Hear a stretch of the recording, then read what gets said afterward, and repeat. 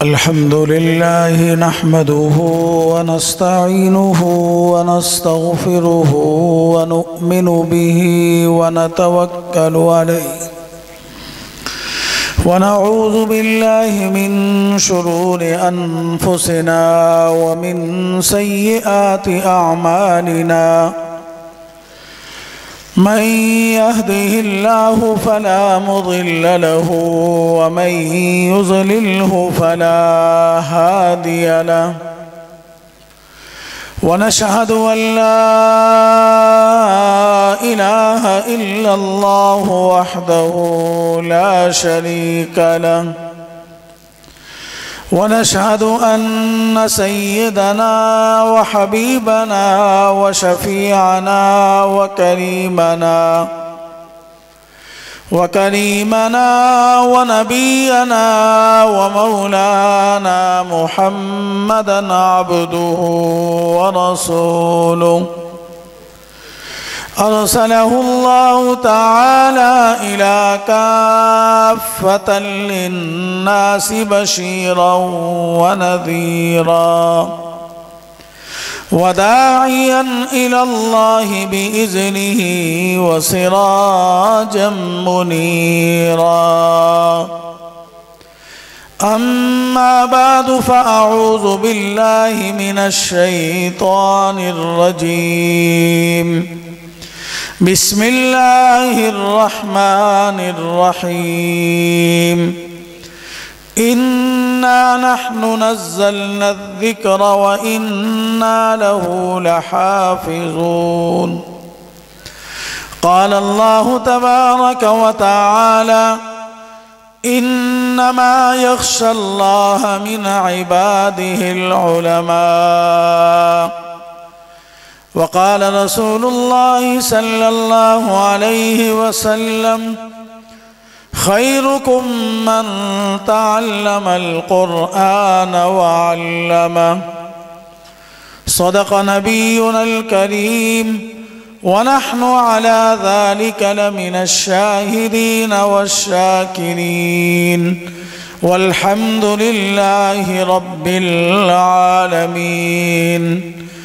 शौक़ मोहब्बत अदब और एहतराम से बआवाज़ बुलंद दरूद शरीफ पढ़ अल्लाहुम्मा सल्लि अला सय्यिदिना व मौलाना मुहम्मद व अला आलि सय्यिदिना व मौलाना मुहम्मद व बारिक व सल्लिम व सल्लि अलैहि या रब्बि सल्लि व सल्लिम दाइमन अबदा अला हबीबिका खैरिल खल्क़ि कुल्लिहिम हुवल हबीबुल्लज़ी तुरजा शफ़ाअतुहु लिकुल्लि हौलिन मिनल अहवालि मुक़तहिम।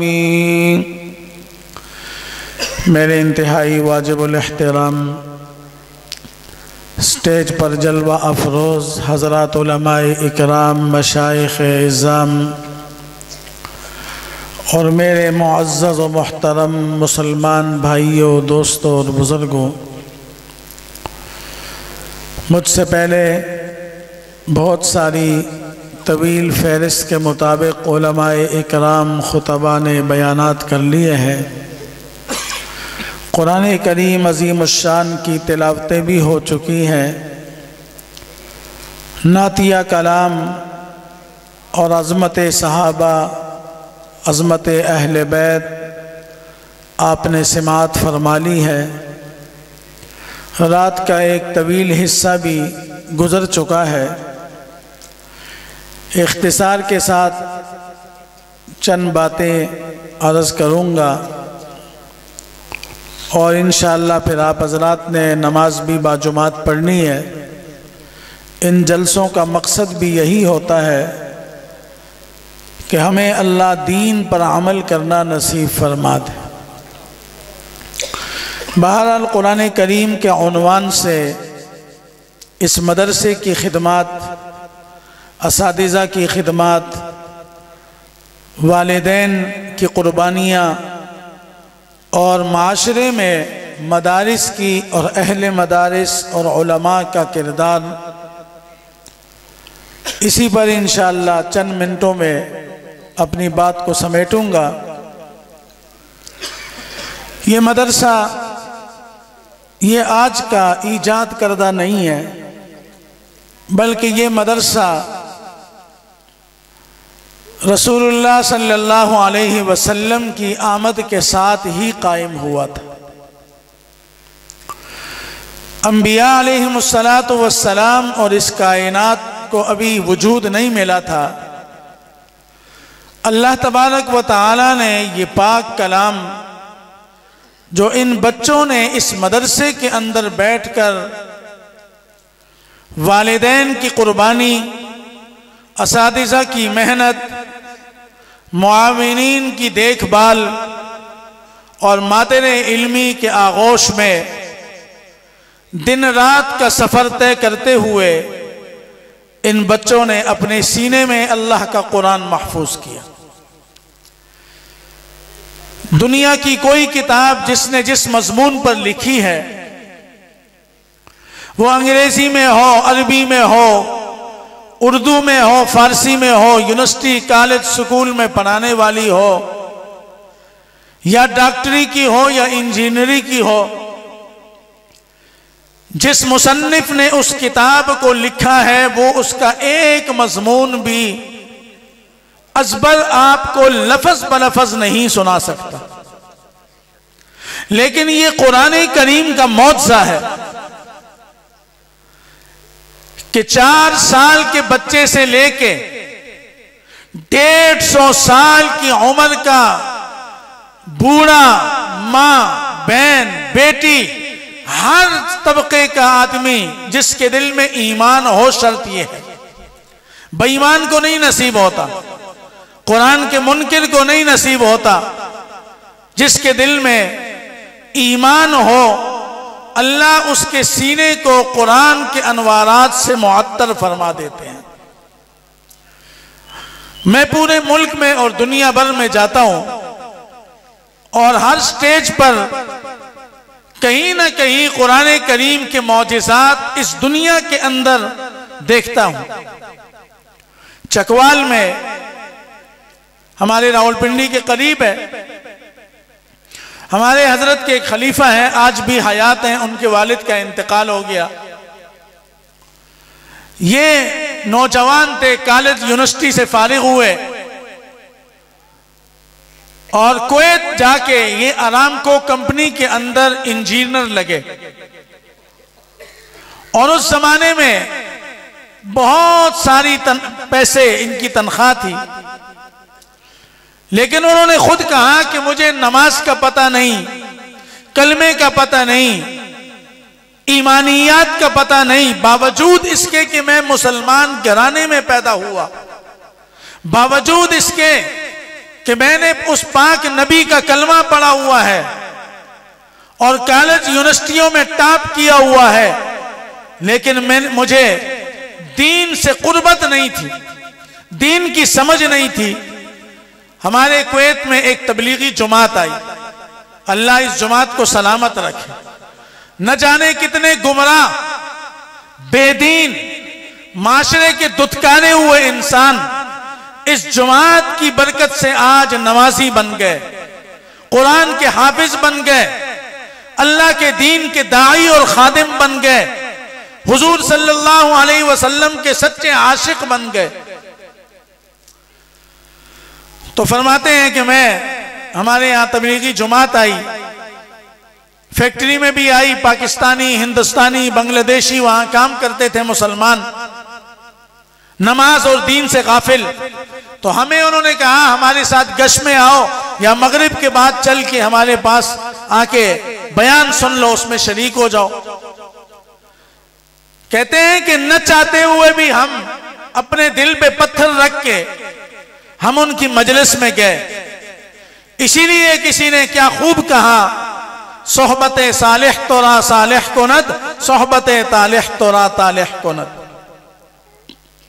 मट्टी से किसी ने पूछा हाथ में रख के और उसको सूंघा, उससे पूछा कि भाई तेरे अंदर से गुलाब की खुशबू आ रही है, कौन सा इतर तेरे खमीर के अंदर शामिल किया गया है। उसने कहा जनाब मैं तो इसी माशरे का, इस देहात का, इस शहर की, इस इलाके की मट्टी हूं जिसके ऊपर लोग इंसानियत गफलत से अपनी जिंदगी गुजार के इस पे गुजरते हैं, अल्लाह की याद के बगैर गुजरते हैं, नबी की तालीमात के बगैर गुजरते हैं, दुनिया की अय्याशी में डूबे हुए लोग और इंसानियत यहां से गुजरती है। और यहां लोग अपने घर बनाते हैं, सड़कें बनाते हैं, जमीनें बांझते हैं और यहां पे गटर की नालियां और कुएं और दीगर जरूरियात अपनी पूरी करते हैं। मैं उसी जमीन की एक मट्टी हूं, मेरे अंदर कोई खुशबू नहीं मिली। उसने कहा भाई ये खुशबू तुझसे आ क्यों नहीं है? उसने कहा दरअसल बात यह है कि मेरे घर के मालिक जिसके लॉन की मैं मट्टी हूं, उसने जब मकान बनाया और अपने घर में लॉन को सजाया, बागीचा बनाया, दुनिया के तरह तरह किस्म के उसने पौधे लगाए, घास लगाया और कई किस्म के गुलाब लेके आया और उसकी कलमें उसने वहां लगाई। उस गुलाब के साथ जब मेरी निस्बत और ताल्लुक जुड़ी, अल्लाह ताला ने मेरे अंदर भी उस गुलाब की खुशबू पैदा कर दी। तो दीन से जुड़ोगे, कुरान से जुड़ोगे तो कुरान वाले बन जाओगे, दीनदार बन जाओगे। तो कहने लगे कि मैं उनकी मजलिस में 2-3 दिन बैठा, मेरे अंदर दीन का जज्बा और अपने अंदर जो कमी थी और अल्लाह की जो इनामात थे उसका एहसास पैदा होने लगा। मैंने सेरोजा लगाया, सेरोजे से अल्लाह ने मुझे चिल्ले के लिए कबूल कर दिया और जब चिल्ला लगाया तो फिर 4 महीने के लिए अल्लाह ने कबूल किया, फिर साल लगाया और मैंने वो आराम को कंपनी और अपनी बनी बनाई जॉब और अपनी बनी बनाई मुलाजमत और ढेर सारी तनख्वाह और पैसे और मराआत और टिकटें आने जाने की वो सारी की सारी मैंने छोड़ दी और आकर यहां अल्लाह का कुरान का हाफिज बना।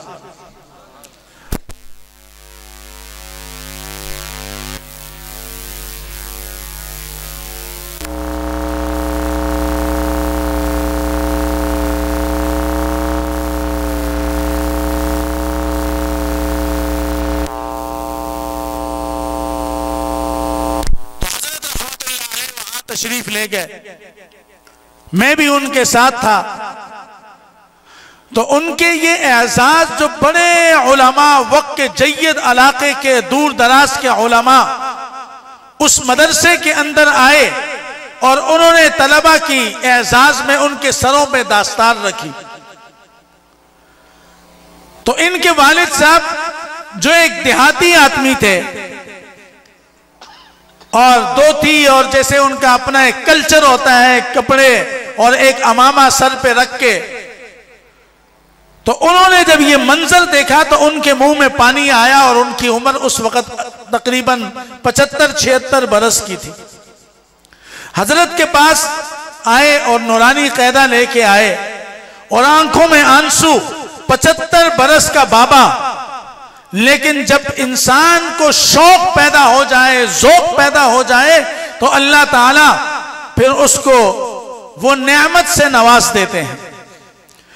हजरत ने उसको बिस्मिल्लाह कराई, अलिफ से लेके या तक पढ़ाया और कहा हजरत जी बस एक दुआ कर दें कि उस वक्त तक मुझे मौत ना आए जब तक आप इसी स्टेज पर मेरे सर पे हिफ्ज़ कुरान की दास्तार न सजा दें। हजरत ने फरमाया इंशाअल्लाह बाबा जी अल्लाह ऐसे ही करेंगे। अल्लाह की शान, बड़े कलील मुद्दत में, बावजूद इसके कि उम्र भी काफी 75 बरस के और हाफजा भी कमजोर, लेकिन कुरान करीम ये एक ऐसी किताब है, कुरान करीम के अंदर एक ऐसा असर है कि ये इंसान की आंखों का नूर बन जाता है, दिल का सुरूर बन जाता है और इंसान के अंदर एक कैफियत को उजागर करता है। हमारे माशरे में हम उन बच्चों को मदरसे में भेजते हैं जो स्कूल में फेल हो जाए, जो हमारा किसी काम का ना हो, आके उस्ताद जी 2 साल हो गए स्कूल में फेल हो रहा है, माँ की बात नहीं मानता, बाप की बात नहीं मानता। उस्ताद जी मेहरबानी करें, बस इसको दर्स में कबूल कर लें।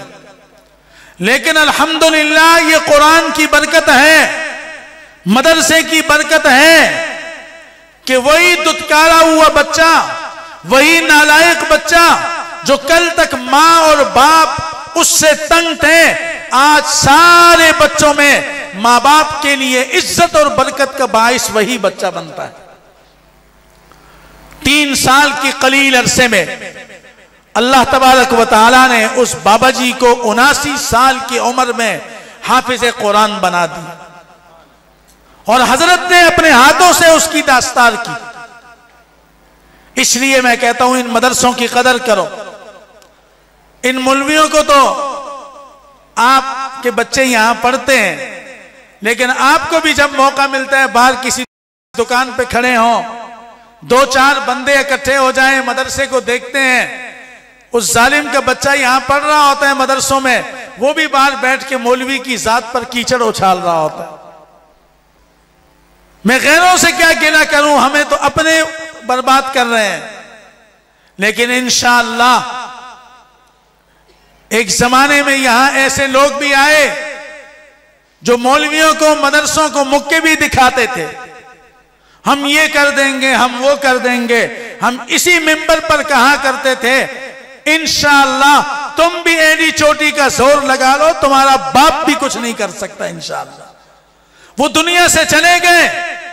जब आए थे 7000 मदरसे जो सिर्फ विफाकुल मदारिस के साथ रजिस्टर्ड थे, और जब वो जाने लगे बावजूद जबर के, जुल्म के, कभी ताने दिए इंतहा पसंद, कभी दहशतगर्द, कभी क्या हमारे ऊपर लेबल लगाते रहे, लेकिन ये मुल्ला इस्तिकामत के साथ, सबर के साथ, तदब्बुर के साथ, हिकमत के साथ, अल्लाह से मांगते हुए, अल्लाह की जात पर भरोसा करते हुए, ये देवबंद का बच्चा, ये सुफा का बच्चा, ये दारे अरकम का बच्चा, ये यहां बैठ के अल्लाह से रातों को उठ के मांगता रहा, कौम के लिए मांगता रहा, इलाके वालों के लिए मांगता रहा, मुल्क के लिए मांगता रहा, आलम इस्लाम के मुसलमानों के लिए मांगता रहा। फिर वो वक्त आया कि जो हमें ताने दिया करता था, जब वो दुनिया से गया तो उस वक्त मदरसे 14,000 से तजावुज कर गए थे, और आज अल्हम्दुलिल्लाह सिर्फ विफाकुल मदारिस के साथ मुनसलिक और रजिस्टर्ड मदारिस की तादाद 26 से 27,000 से तजावुज कर गई है। पिछले साल इसी विफाकुल मदारिस ने कौम के बच्चों को, कौम की बच्चियों को अल्लाह के कुरान का हाफिज बना के, विफाक का इम्तिहान दिलवा के 1,03,000 से ऊपर मुमलिकत खुदादाद में 1,03,000 बच्चे और बच्चियां विफाक का इम्तिहान देके अल्हम्दुलिल्लाह वो फारिग हुई। और इस साल इंशाअल्लाह 1,10,000 से तजावुज कर जाएंगी इंशाअल्लाह। ये उलमा की मेहनत है, उलमा की नाकदरी ना किया करो। इनको मोहब्बत भरी निगाह से देखो, इनको प्यार से देखो। ये आपसे कुछ नहीं मांगते, ये आपसे खैरात नहीं मांगते, ये आपसे खाना नहीं मांगते। आज ईमान से बताओ, जिन मौलवियों को आज हम गालियां देते हैं, जिन मौलवियों को आज हम हकारत की नजर से देखते हैं, आज उन्हीं मौलवियों ने बस्ती बस्ती, करिया करिया अल्लाह के दीन के ये अड्डे सजाए हुए कौम के बच्चों की खिदमतें कर रहा है। और मौलवी के बगैर ये माशरे का निजाम नहीं चल सकता। ये बच्चे मौलवी के बगैर हाफिज नहीं हुए। ये बच्चे कारी कुरान बनेंगे, मौलवी के बगैर नहीं बनेंगे।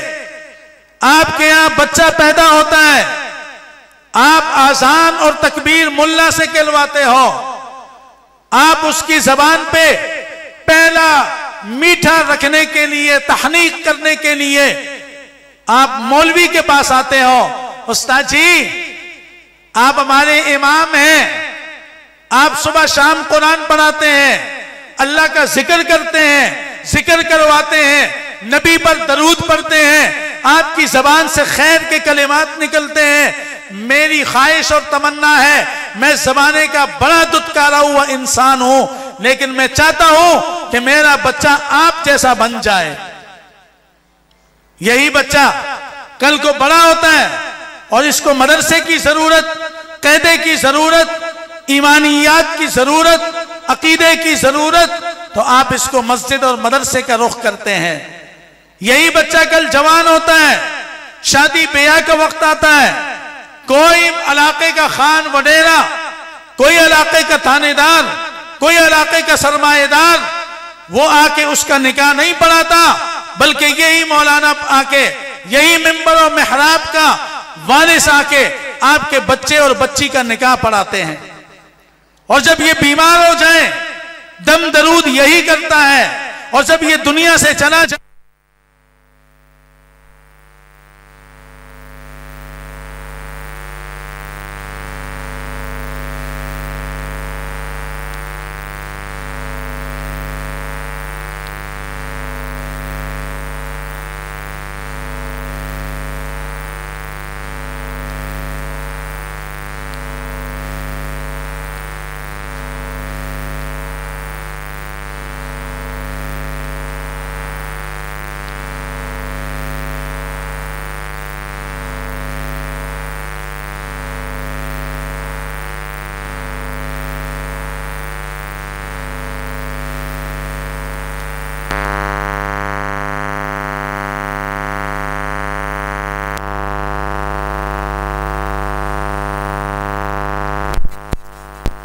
मस्जिद में कितने साल हो गए आपको, जामिया मस्जिद में कितने साल हो गए, इमामत और खिताबत में।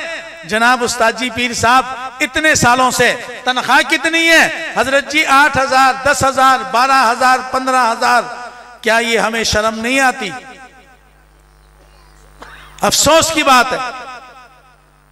एक बादशाह था, उसका दरबार लगा हुआ था और उसको जानवर पालने का बड़ा शौक था। तरह तरह के लोगों के अपने अपने शौक होते हैं। कोई मुर्गे लड़ाते हैं, कोई कुत्ते लड़ाते हैं, और कोई जनाब जानवर पालते हैं, कोई पौधे लगाते हैं। हर एक को अपना अपना शौक। तो उसको शौक था हर किस्म का नायाब जानवर पालता। तो एक दिन उसका दरबार लगा हुआ था, बड़े बड़े वज़रा, बड़े बड़े लोग, उसके कारिंदे, वो सारे बैठे थे। तो बादशाह खुशी में आके झूम के कहने लगा, भाई ये जो सामने हाथी है, हाथी, अब हाथी कितनी बड़ी बड़ा होती है, और भाई ये हाथी है, जो इसको हंसा दे या रुला दे मैं उसको ये इनाम दूंगा। अब कोई जाके जनाब वजीरों में भी कोई मरासियों के बेटे होंगे, वो गए उसके सामने जनाब ढोल मारना शुरू कर दिया। अब उसको ढोल से क्या लगा? कोई जाके उसको गाना बजा रहा है, उसको गाने से क्या लगा? कोई जाके उसको जनाब सुर लगा रहा है, कोई गजल पढ़ रहा है, कोई गाना पढ़ रहा है, कोई क्या कोई क्या।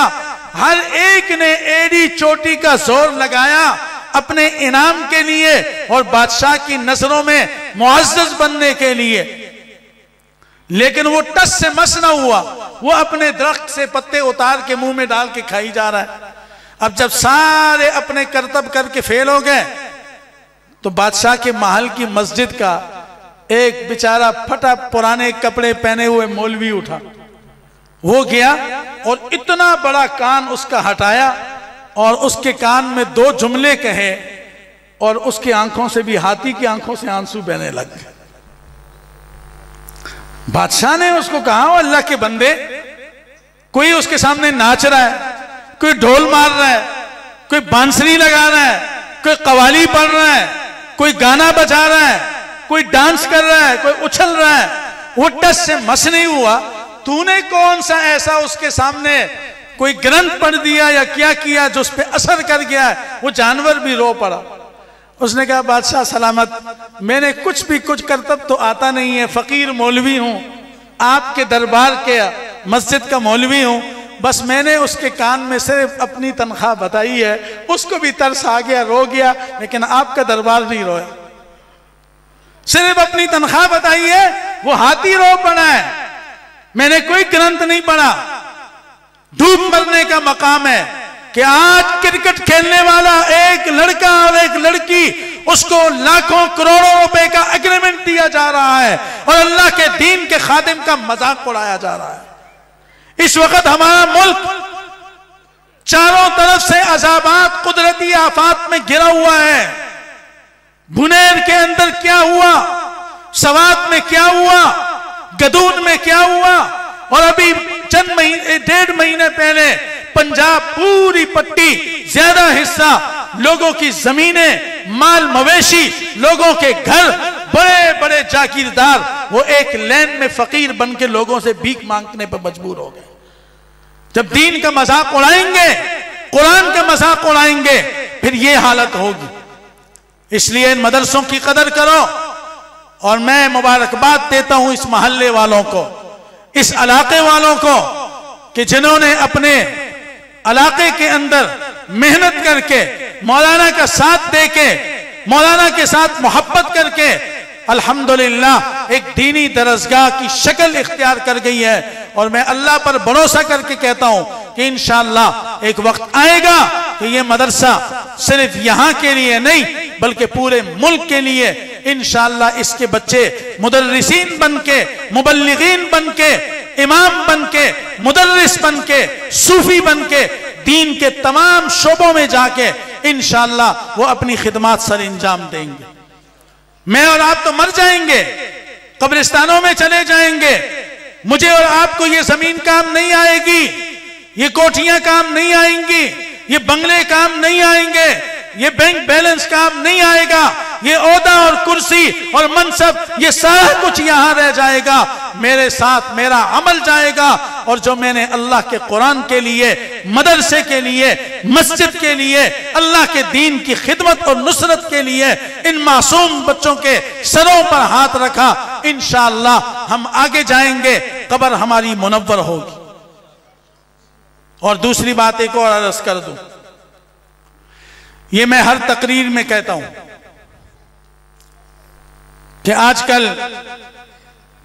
एक रिवाज बन गया है कि वालिदैन जागीर बनाते हैं, जमीनें खरीदते हैं, जायदाद ले लेते हैं। तो औलाद 2 तरह की होती है। हाँ, किसी को अल्लाह ने सिर्फ बेटियां दी हैं, ये उसकी हिकमत। किसी को अल्लाह ने सिर्फ बेटे दिए, ये उसकी हिकमत।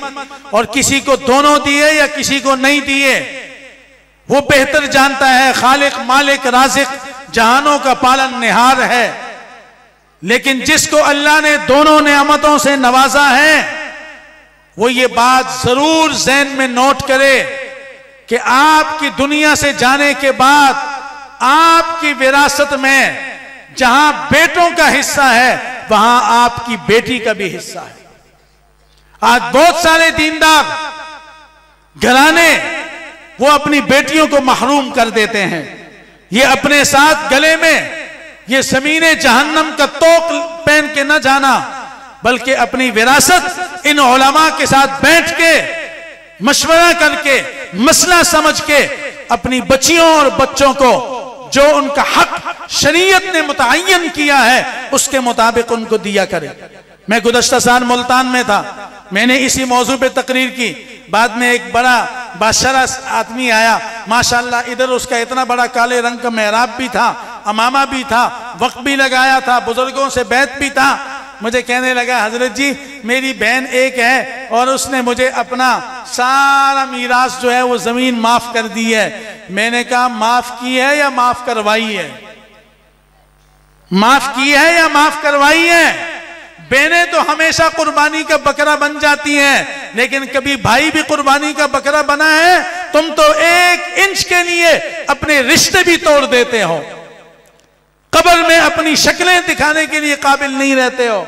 इसलिए खुदारा दीन को समझो, दीन के हलाल को हलाल समझो, हराम को हराम समझो, अच्छे और बुरे की तमीज करो और अपनी बेटियों को, अपनी बहनों को हक से महरूम न करना।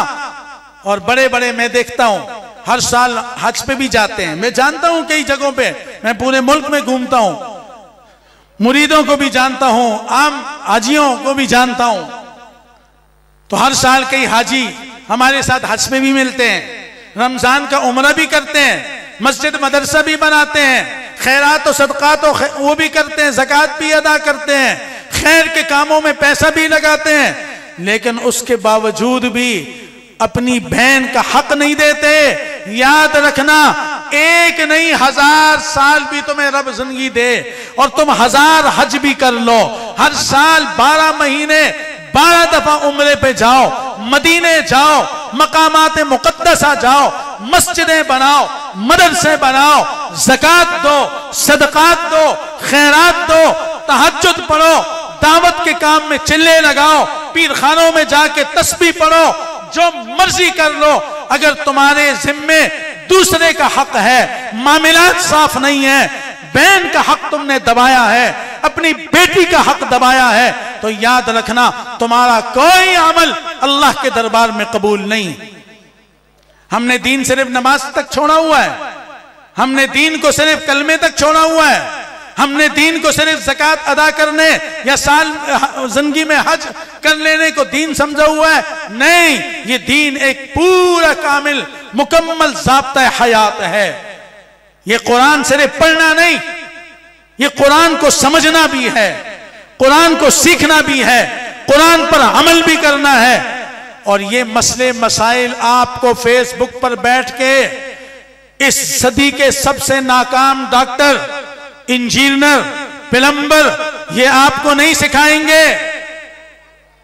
आज जो डॉक्टरी में फेल हो जाए, नाकाम हो जाए, बाप का सारी जिंदगी की मेहनत उस पे पानी फेर दे, वो उल्लू का पट्टा भी किताबें अपने सामने टेबल पे रख के बैठ जाता है और हमें दीन समझा रहा होता है। जो इंजीनियर जिसका काम है मकान बनाना, नक्शे बनाना, सरिया बताना, सीमेंट बताना और जगह की पैमाइश करवाना, जगह को सीधा करना, जमीन की नौइयत को मुतय्यन करना जिसका काम है, वो आज वो भी बैठ के हमें दीनी दर्स दे रहा है।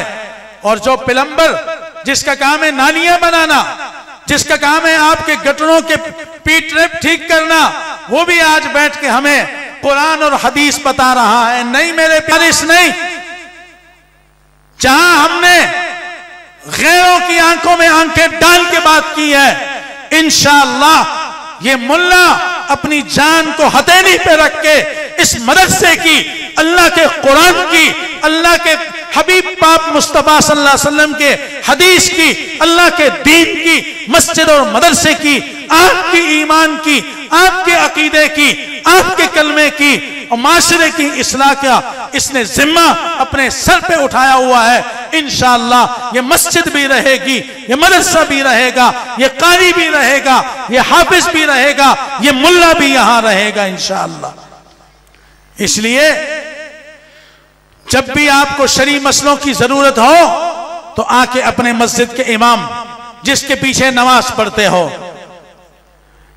जिसके पास आपके बच्चे अल्लाह का कुरान, अल्लाह का दीन पढ़ते हैं, जिसके पास आपकी बच्चियां हया और पर्दे में आके अल्लाह का कुरान सीखती हैं, कुरान का तर्जुमा सीखती हैं, आलिमा फाजिला बनती हैं, दरासात दीनिया और हया की चादर जो मुल्ला उसके सर पे डालता है, उसी मुल्ला से आके अपने माशरे के मामलात भी तय करवाया कर। तो मैं मुबारकबाद देता हूं मौलाना आदिल साहब को, आजम साहब, उनकी तमाम काबीना को और खासकर उनके सरपरस्त, उनके उस्ताद और हम सबके सरों के ताज हजरत मौलाना ताहिर साहब दामत बरकातुहुम, जो इस माजूरी में इनके लिए दुआ करें, अल्लाह इनको अपने पाँव पे खड़ा कर दे अपने मुबारक दीन की खिदमत के लिए। मैं इन्हीं कलिमात पर इक्तिफा करूँगा और साथियों ने कहा है तौबे के कलिमात भी कहलवा देता हूँ। तो जो अल्फाज मैं पढ़ूँगा वक्त कबूलियत का है, दुआ का है, ख़त्मात कुरान का है, इसका है, तो ये दुआ की कबूलियत की घड़ियाँ हैं। तो मैं आपको कलिमात तौबे कहलवा देता हूँ, वो मेरे साथ पढ़ लें, उसके बाद इंशाअल्लाह अल्लाह ने चाहा तो दुआ होगी। पढ़े ला इलाहा इल्लल्लाहु मुहम्मदुर रसूलुल्लाह,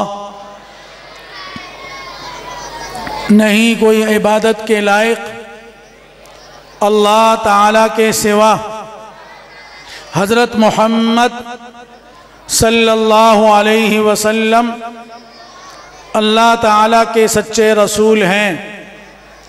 ईमान लाए हम अल्लाह ताला पर,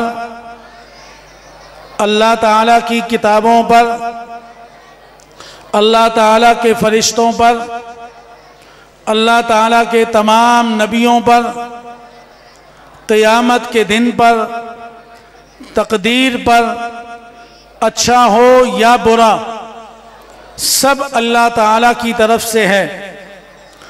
तौबा की हमने कुफ्र से, शिरक से, बिदअत से, खिलाफ सुन्नत काम करने से, नमाज छोड़ने से, दाढ़ी मुंडाने से, बदनजरी करने से, किसी की गीबत करने से, किसी पर बहतान बांधने से, किसी का माल नाहक खाने या दबाने से और हर गुनाह से, छोटा हो या बड़ा, सबसे हमने तौबा की। या अल्लाह हमारी तौबा कबूल फरमा, हमें अपने सच्चे बंदों में शामिल फरमा, हमें तौफीक अता फरमा अपनी रजामंदी की और अपने पाक रसूल सल्लल्लाहु अलैहि वसल्लम की ताबेदारी की। बैत की हमने शफीकुल उम्मत हज़रत हज़ारवी रहमतुल्लाह अलैह से, मोहम्मद अतीकुर रहमान के वास्ते से। अल्लाह ताला हमारी तौबे के इन कलिमात को कबूल फरमाए। मेरे मुर्शिद पाक 3 नसीहतें फरमाते थे, मैं मुख्तसर अर्ज़ कर दूं। एक तो मौत को दिल से याद रखना, एक न एक दिन हमने इस जहान को छोड़ के जाना है और अपनी ज़िंदगी का सारा नामा आमाल हमारा पेश होना है और हमने सवाल और जवाब देना है। नंबर 2, इत्तिबाए सुन्नत, हुजूर पाक सल्लल्लाहु अलैहि वसल्लम के मुबारक हसीन तरीक़ों पर अमल करना है। तबलीग में वक्त लगाओ, से रोज़ा लगाओ, यक रोज़ा लगाओ, चिल्ला लगाओ, ताकि आपको आमाल खैर का पता चले, सुन्नतों का पता चले, फ़राइज़ की, वाजिबात की, मुस्तहब्बात, सुननान का, अहमियत का पता चले। उलमा की मजलिस में आके बैठो, इनसे पूछो ताकि आपको दीन की समझ आए। इसी तरह हमारे हज़रत फरमाया करते थे, हर मरज़ की दवा सल्ले आला, दरूद शरीफ कसरत से पढ़ा करो, अल्लाह तुम्हें हर गम से बेगम कर देंगे, दुनिया आखिरत की तमाम हाजतें पूरी कर देंगे। इसी तरह आधा पारा तिलावत रोजाना, कम से कम अल्लाह के कुरान को आधा पारा तिलावत करोगे तो 2 महीनों में इंशाअल्लाह कुरान करीम पूरा ख़त्म कर लोगे, मुकम्मल कर लोगे और साल में 6 कुरान करीम आप आराम से पढ़ लेंगे। और इसी तरह नमाज, ये अल्लाह का फ़र्ज भी है, अल्लाह का कर्ज भी है, इसमें कमी कोताही न छोड़ना। और सुबह शाम ये वजीफ़ा पाबंदी से बतौर दवाई, रूहानी इलाज, पहला कलमा कहो, पहला कलमा, तीसरा कलमा अस्तग़फ़ार और दरूद शरीफ, पहला कलमा, तीसरा कलमा अस्तग़फ़ार और दरूद शरीफ 100 मरतबा सुबह, 100 मरतबा शाम को। आप भी दुआओं में याद रखना, मैं भी इंशाअल्लाह आपको सफ़र और हज़र में दुआ में याद रखूँगा।